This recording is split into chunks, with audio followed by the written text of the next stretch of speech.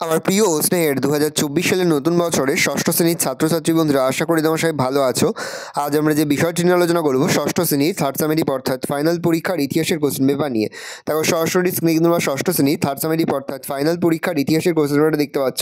Full marks তোমাদের রয়েছে 70 আর সময় তোমাদের রয়েছে 2 ঘন্টা 30 মিনিট। একই দাগে রয়েছে নিচের প্রশ্নগুলির উত্তর দাও যে কোনো 8টি প্রতিটি প্রশ্নের মান 1 করে 1 × 8 = 8। এখানে মোট 9টি প্রশ্ন দেওয়া রয়েছে, 8টি প্রশ্নের উত্তর করতে হবে। তাহলে দেখো 2 দাগে রয়েছে সঠিক উত্তর নির্বাচন করে পূর্ণ বাক্যে লেখো। এখানে মোট তোমাদের 10টি প্রশ্ন দেওয়া রয়েছে, প্রশ্নের মান রয়েছে 1 করে 1 × 10 = 10। ভালো করে দেখে নাও। তারপরে 2 দাগে রয়েছে শূন্যস্থান পূরণ করো যে কোনো 5টি প্রতিটি প্রশ্নের মান 1 করে 1 × 5 = 5। 6টি প্রশ্ন দেওয়া রয়েছে, 5টি প্রশ্নের উত্তর করতে হবে। 4 দাগে রয়েছে নিচের বাক্যগুলি কোনটি ঠিক কোনটি ভুল লেখো। ঠিক হলে ঠিক লিখবে, ভুল হলে ভুল লিখবে। প্রশ্নের মান রয়েছে 1 করে 1 × 5 = 5। 5 দাগে রয়েছে নিচের প্রশ্নগুলি 2 থেকে 3টি বাক্য উত্তর যে কোনো 6টি প্রতিটি প্রশ্নের মান 2 করে 2 × 6 = 12।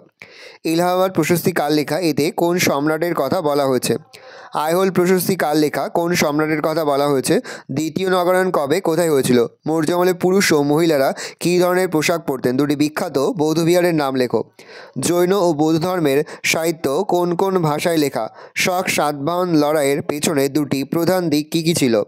6 দাগে রয়েছে নিচের প্রশ্নগুলির 4 থেকে 5টি বাক্য উত্তর যে কোনো 5টি প্রতিটি প্রশ্নের মান 3 করে 3 × 5 = 15। মৌর্য সম্রাটদের সামরিক বাহিনী সম্পর্কে যা জানো লেখো।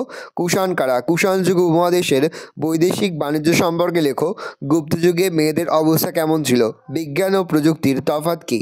উপমহাদেশের প্রাচীন সমাজে স্থাপত্য বানানো হতো কেন।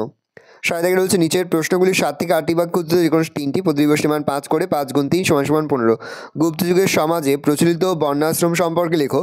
সংস্কৃত ভাষায় উৎপত্তি হয় কিভাবে। টিকা লেখো। স্তূপ চৈত্য বিহার। আর্যভট্ট তার বইতে গণিতকে কিভাবে একটি আলাদা চর্চার বিষয় করে তুলেছিলেন। পরে হচ্ছে টিকা লেখো। গান্ধার শিল্প। ভালো করে দেখে নাও। এই রয়েছে টোটাল তোমাদের থার্ড সামেটিভ অর্থাৎ ফাইনাল পরীক্ষার ষষ্ঠ শ্রেণীর ইতিহাসের কোশ্চেন পেপার। ভালো তোমার কোশ্চেনটা দেখে নাও।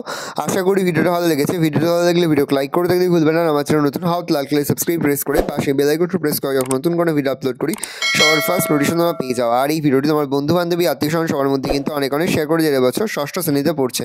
আমরা কিন্তু ইতিমধ্যে ষষ্ঠ শ্রেণীর প্রতি বিষয়ে সিলেবাস প্রশ্নমান এবং নমুনা প্রশ্নপত্র কিন্তু আপলোড করে তোমাদের এখনও পর্যন্ত সেই ভিডিওগুলো না দেখে থাকো, ভিডিওগুলো কিন্তু তাড়াতাড়ি দেখে নাও। তোমাদের ভালো করে কোশ্চেনটা দেখে নাও।